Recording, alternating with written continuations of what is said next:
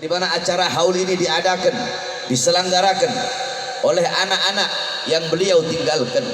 Saudara-saudara sekalian yang dimuliakan oleh Allah Subhanahu wa taala, kita diundang oleh Sayyid Muhdar beserta seluruh keluarganya dalam rangka haul ayahandanya.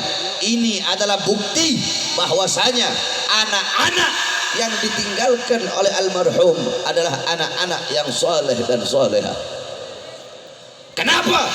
Karena anak-anak yang ditinggalkannya mengundang kita semua duduk di ini majlis untuk mendoakan orang tuanya yang telah meninggal dunia, mendoakan abahnya yang telah meninggal dunia. Ini adalah bukti bahwasanya berbakti kepada orang tua bukan hanya semasa hidup orang tua kita saja, tetapi berbakti kepada kedua orang tua walaupun orang tua kita telah wafat, walaupun orang tua kita telah meninggal dunia, tetap kita sebagai anak wajib untuk berbakti kepada kedua orang tua kita. Bagaimana cara kita berbakti kepada bapak kita atau kepada ibu kita yang telah meninggal dunia?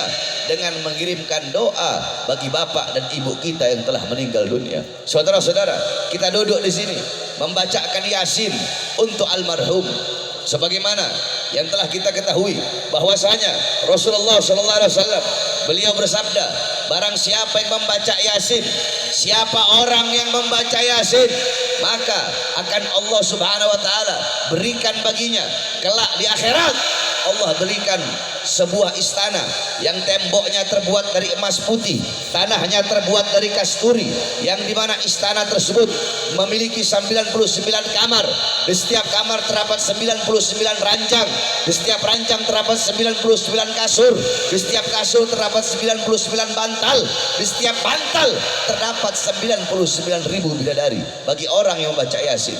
Nah, tadi kita membacakan Yasin, kita hadiahkan untuk almarhum, maka itulah yang Allah persiapkan kelak bagi almarhum di surganya Allah Subhanahu wa taala.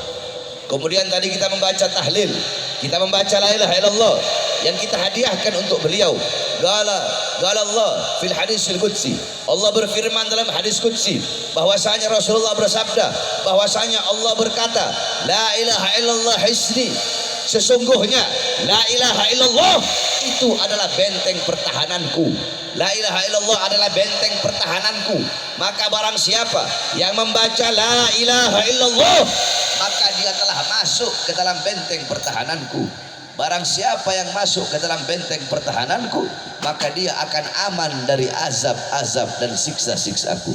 Tadi kita membaca tahlil, membaca la ilaha illallah, kita kirimkan untuk almarhum, maka almarhum akan aman dari azab dan siksa Allah Subhanahu wa taala. Saudara-saudara, belum lagi kita membaca sholawat kepada baginda Nabi besar Muhammad, kita baca maulid yang kemana semuanya itu pahalanya dihadiahkan, diniatkan untuk almarhum yang ada di dalam kubur.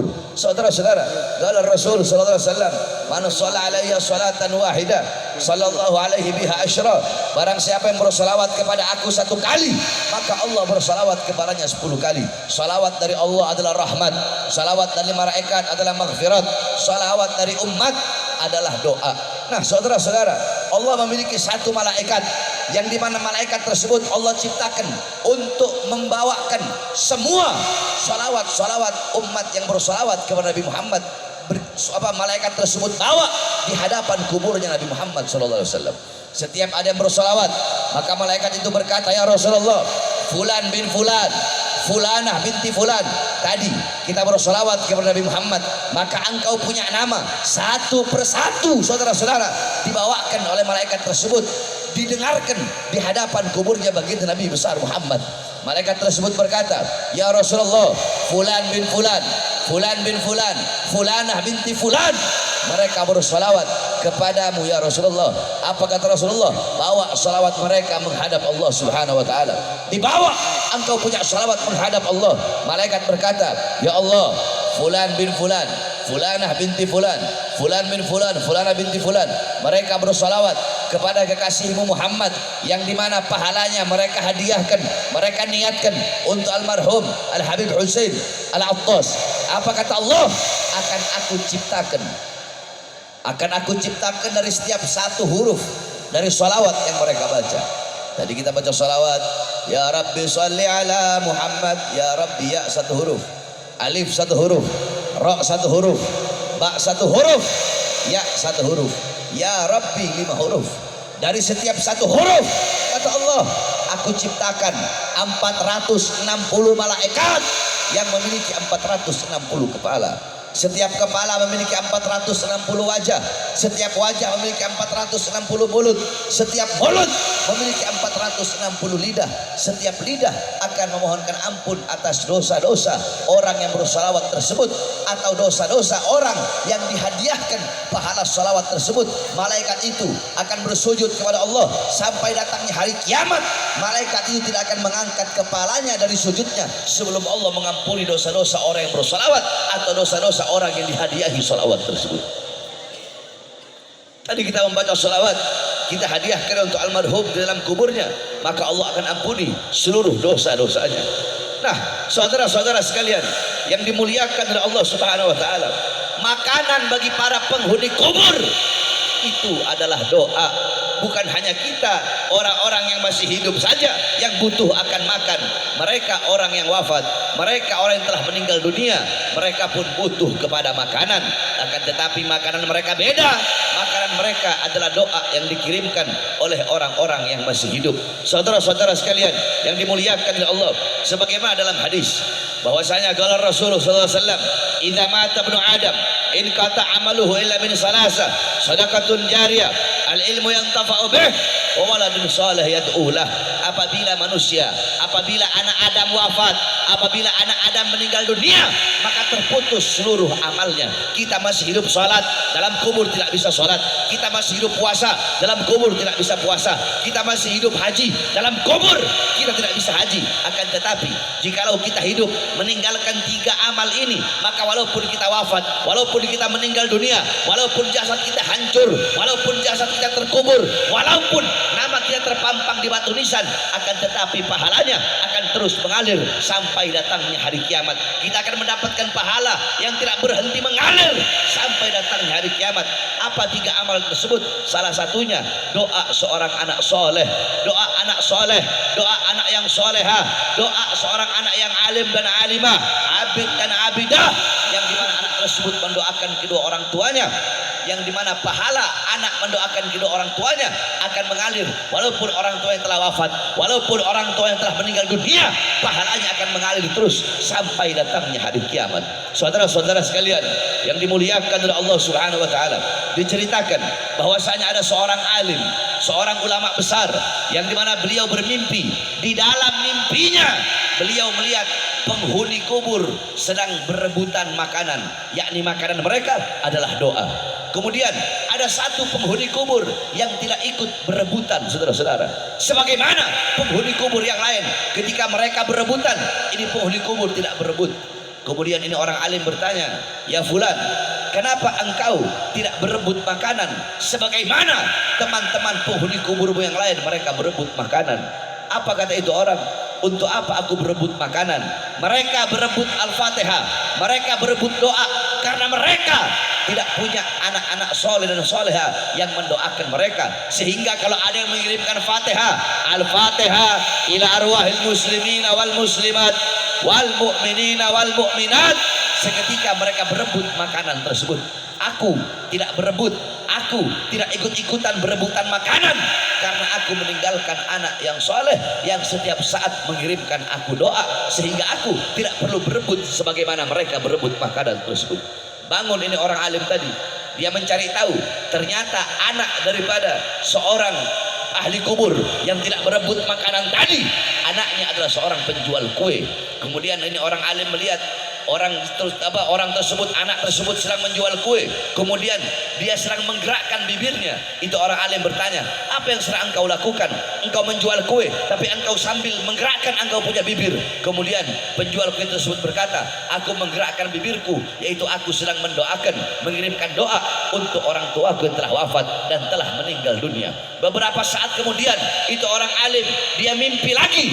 Ini orang yang tadinya, ini orang yang awalnya tidak ikut berebut makanan, tiba-tiba dia ikut berebut makanan sebagaimana teman-temannya yang lain berebut makanan, yakni berebut Al-Fatihah, berebut doa dari orang-orang yang masih hidup.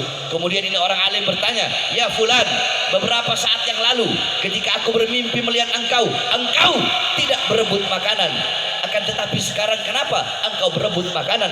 Apa kata itu orang? Dulu aku tidak pernah berebut makanan, aku tidak pernah berebut Fatihah, tidak pernah berebut doa, karena aku punya anak selalu mengirimkan doa. Sekarang anakku telah wafat, sekarang anakku telah tiada, anakku telah meninggal dunia, sehingga tidak ada lagi yang mengirimkan aku doa, sehingga sekarang aku ikut berebutan Fatihah dan ikut berebut makanan, yaitu doa. Saudara-saudara sekalian, di zaman Nabi Allah Isa alaihissalam, ketika Nabi Allah Isa alaihissalam lewat di suatu kubur, Nabi Allah Isa mendengar suara teriakan, Nabi Allah Isa mendengar suara jeritan. Akhirnya Nabi Allah Isa alaihissalam lewat di kubur tersebut. Pulang dari itu kubur, Nabi Isa lewat, sudah tidak ada jeritan, sudah tidak ada teriakan. Kemudian Nabi Allah Isa alaihissalam bertanya, wahai penghuni kubur, apa? Nabi Allah Isa bertanya, wahai penghuni kubur, tadi aku mendengar ada suara teriakan, tadi aku mendengar ada suara jeritanmu, suara teriakanmu. Sekarang kenapa tidak ada teriakan? Sekarang kenapa tidak ada jeritan? Kemudian tiba-tiba malaikat datang.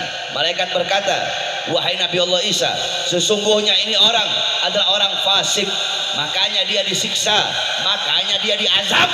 Dia fasik, orang yang suka berbuat dosa. Tadi ketika engkau lewat, dia sedang diazab, dia sedang disiksa, makanya dia menjerit, makanya dia teriak. Akan tetapi dia meninggalkan anaknya, yang dimana anaknya itu yang masih hidup, anaknya di rumah sedang membaca Injil. Karena anaknya membaca Injil, makanya Allah angkat azab, Allah angkat siksa, dan Allah gantikan dengan rahmat. Saudara-saudara, itu anak yang membaca Injil, orang tuanya dalam kubur mendapatkan rahmat. Maka bagaimana kalau anak-anak kita yang masih hidup membaca Quran, mengirimkan ayat-ayat Quran, mengirimkan zikir, tahlil, tahmid, tasbih, takbir, tabjid, dan salawat bagi kita jikalau nanti kita meninggal dunia. Oleh karenanya, saudara-saudaraku sekalian yang dimuliakan oleh Allah Subhanahu wa taala, mumpung engkau masih hidup, jangan kalian ngarep. Kalian mau ngarep nanti saya berharap saya punya anak saya bakal kirimkan doa buat saya, anak saya bakal ngadain haul saya tiap tahun, anak saya bakal ziarah ke kubur saya, anak saya bakal membacakan Yasin tiap malam Jumat, anak saya tiap habis sholat akan ngirim Fatihah. Jangan engkau berharap engkau punya anak seperti itu kalau engkau masih hidup, tidak pernah mendidik anak-anakmu dengan pendidikan baginda Nabi besar Muhammad. Jangan ngarep punya anak yang bakal kirimkan doa buat kamu kalau kamu sudah wafat, kalau kamu sudah meninggal dunia. Kalau selama kamu masih hidup, kamu tidak pernah mendidik anak-anak kamu dengan pendidikan Al-Quran. Oleh karenanya, didik anak-anak kalian dengan pendidikan Nabi Muhammad, agar kelak anak kalian menjadi tabungan bagi kalian, anak kalian menjadi ladang pahala yang tidak berhenti pahalanya sampai datangnya hari kiamat. Didik anak-anak kalian pendidikan Nabi Muhammad, ajarkan anak-anak kalian tentang Al-Quran. Kalian bapak-bapak zaman sekarang, kita orang tua zaman sekarang, bapak-bapak zaman sekarang, pagi, siang, sore, malam cari nafkah, cari uang. Untuk apa? Untuk memberi makan jasmani anak-anaknya, untuk memberi makan badan anak-anaknya. Tetapi bapak-bapak zaman sekarang, mereka lupa untuk memberi makan jiwa dan hati anak-anaknya. Apakah kalian pikir kewajiban kalian sebagai orang tua hanya memberi makan jasmani anak saja? Kalian pikir kewajiban kalian sebagai orang tua bikin anak lahir, cari uang, kasih makan, udah cukup sampai di situ? Jikalau kewajiban kalian sebagai orang tua hanya sebatas memberi makan anak saja, maka tidak ada beda kalian dengan binatang. Kalian belum bangun, binatang udah bangun lebih dulu cari uang. Binatang udah bangun lebih dulu cari makan untuk anak-anaknya. Ada yang lebih wajib bagi kalian sebagai orang tua selain daripada memberi makan jasmani anak-anak kalian? Apa? Memberi makan jiwa dan hati anak-anak kalian. Apa makanan jiwa? Apa makanan hati? Makanan jiwa, makanan hati adalah ilmu. Hati 3 hari tidak kena ilmu, hati menjadi mati. Maka tanyakan kepada diri kita sebagai orang tua, telah berapa lama kita menjadi sebab hati anak-anak kita mati, sehingga anak-anak kita buta Islam, buta iman, buta Al-Quran. Banyak ibu-ibu zaman sekarang, kalian ibu-ibu zaman sekarang, kalian tahu di mana letak kursi kalian, kalian tahu di mana letak make up kalian, kalian tahu di mana letak TV kalian, kalian tahu di mana letak kasur kalian, tapi kalian tidak tahu di mana letak anak-anak perempuan kalian ketika malam. Kalian ibu-ibu zaman sekarang, emas, intan, permata, berlian, perhiasan, uang, kalian kunci rapat-rapat dalam lemari, kalian masukkan berangkas, kalian kunci, takut diambil orang, takut dicuri orang, takut dicolong orang. Emas, intan, perhiasan, uang, kalian kunci rapat-rapat, tapi kenapa anak-anak perempuan kalian umbar seperti binatang? Saudara-saudara, Al-Imam Ali bin Abi Thalib dan Sayyidatuna Fatimatus Zahra, beliau punya rumah, setiap malam rumah beliau selalu gelap. Orang-orang berkata, ya Imam, ya Ali, ya Fatimah, apakah kalian tidak punya lentera? Apakah kalian tidak punya lampu? Apa jawab beliau? Tidak, kami punya lentera, kami punya lampu, akan tetapi setiap malam kami matikan